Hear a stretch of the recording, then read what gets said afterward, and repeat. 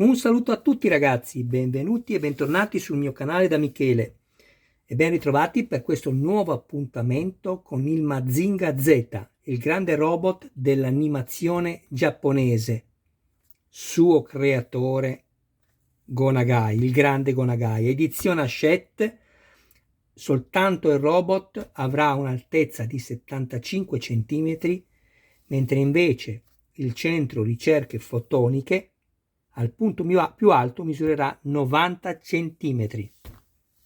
Uscita numero 11, l'edizione è Hachette, forse l'ho già detto, va bene, se l'ho detto una volta in più servirà per quando non l'ho detto nel video unboxing.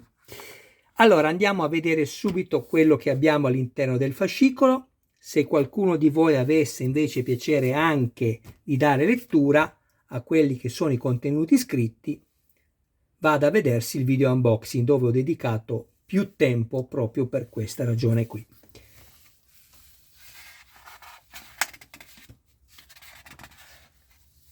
Queste sono le fasi di montaggio molto semplici, ben dettagliate.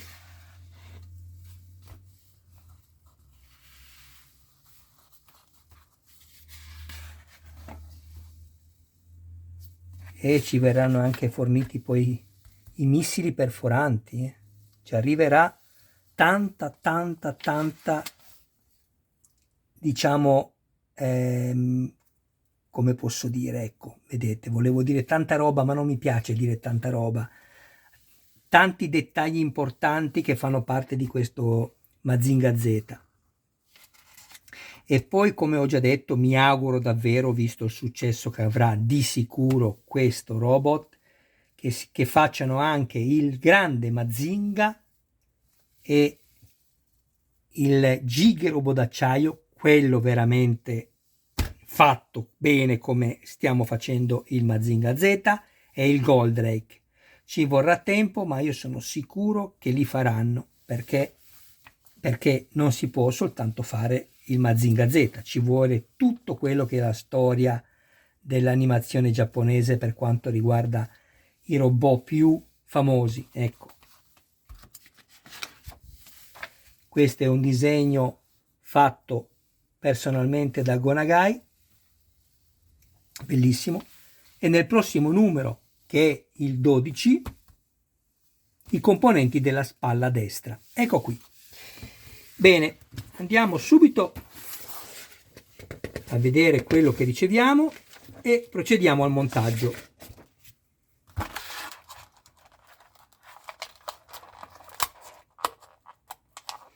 Intanto ringrazio tutti i miei iscritti e per quelli che ancora non si sono iscritti, se avete piacere iscrivetevi al canale, attivate la campanella così da rimanere sempre aggiornati su ogni mio nuovo video pubblicato. Date anche un'occhiata alla playlist dove potrete trovare altri modelli. Grazie del vostro tempo. Allora, primo pezzo. Snodo del braccio sinistro, zinco presso fuso.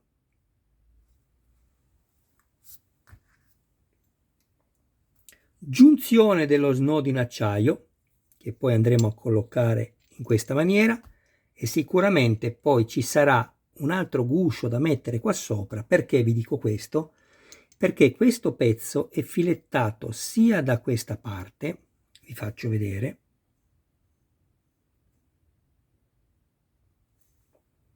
ecco qui,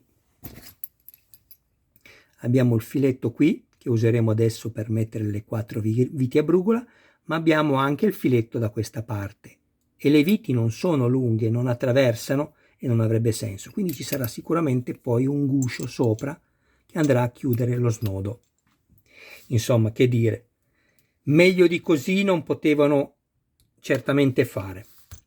Andiamo subito a prendere le viti, ce ne servono 4, una è data in più, e prendiamo anche le 4 rondelline.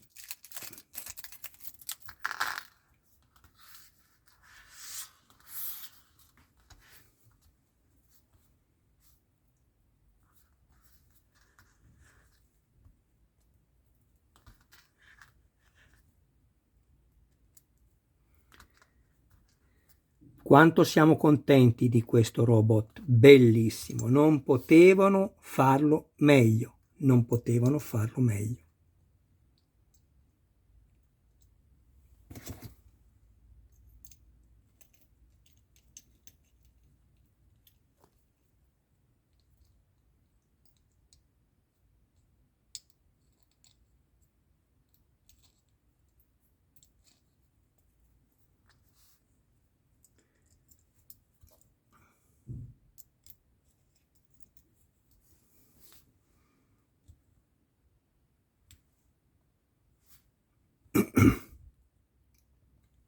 Anche qui, guardate, concentratevi su questo foro, perché la vite entra lo stesso.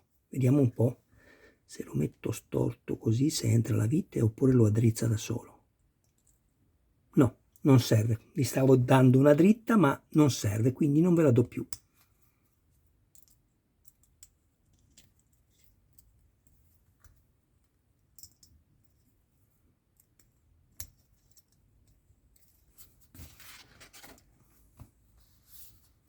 Ecco qua.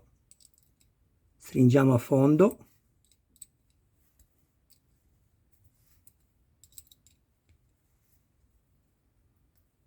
Ovviamente questa non ha una direzione, la potete mettere come volete.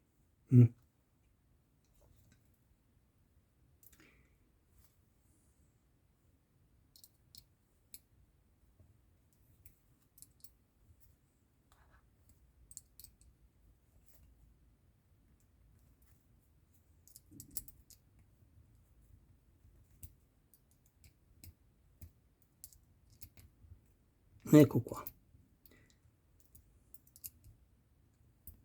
Non lasciate lente le viti, mi raccomando. Perfetto. Il montaggio è terminato. Guardate che pezzo che abbiamo qui. Io vado a pesarlo. Così vi fate davvero un'idea del materiale che viene usato per questo robot splendido.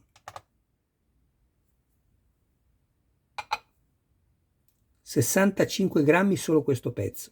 Non è poco, ve lo garantisco, non è poco, che per i nostri amici non italiani questo è il peso. Bene.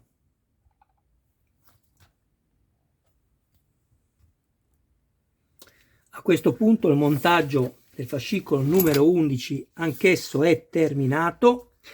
Una cosa che apprezzo anche molto di queste sessioni di montaggio è che viene usata spesso la stessa brugola, un po' più lunga, può servire, un po' più corta, però ecco, non hanno messo tantissime serie di viti, forse ce saranno 3, massimo 4, ma non credo di più. E questo è importante perché così non diventiamo matti, ecco. È una cosa che mi fa molto piacere. Bene, adesso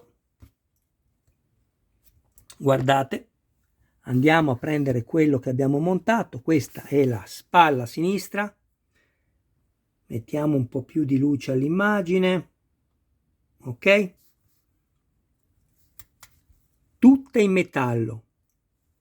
Qui abbiamo un gommino, poi che servirà per garantire il movimento fluido, ma nello stesso tempo resistente alle inclinazioni che decideremo di tenere al nostro robot. Qui abbiamo le 2 ali dell'overbuilder. Vi rendete conto, qui all'interno poi ci saranno dei micromotorini come quelli che sono negli spazzolini elettrici che consentiranno alle eliche di girare. Ci sarà tutta l'illuminazione dentro l'overbuilder sul pannello di comandi. Dietro lo stesso overbuilder ci sarà la simulazione del fuoco con dei LED che lavoreranno con intensità diverse. Ma bellissimo, fantastico, veramente meraviglioso. Qui abbiamo le 2 antenne in metallo. Abbiamo già spiegato più volte perché ci sono state date le alternative, come anche la mascherina con gli occhi che sono meno trasparenti, rispetto a quelli montati in questo caso qui. Ovviamente questi permettono, essendo più trasparenti, di far passare meglio la luce LED sotto, così come le punte, vedete che sono in plastica con questa parte più trasparente che permetterà al raggio congelante di essere visibile. E poi il resto che ho già spiegato in altri video. Bellissimo. Questo invece è il tester che ci è stato dato per poter testare la funzionalità corretta dei LED. Ecco le due eliche, bellissime. Koji Kabuto.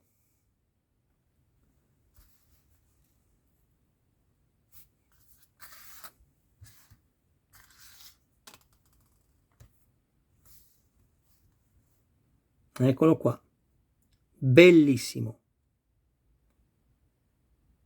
tutto dipinto a mano. Ecco, quindi le imperfezioni che vedete come qui sul braccio in realtà è un valore aggiunto, perché non sono fatti con la macchinetta, adesso non so che termine usare, insomma non sono fatti in serie, sono fatti a mano, e questo secondo me è molto più apprezzabile, almeno da parte mia. La seduta, che poi verrà posizionata all'interno dell'overbuilder,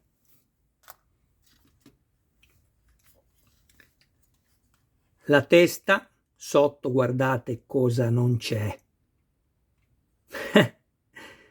Meraviglioso, meraviglioso davvero.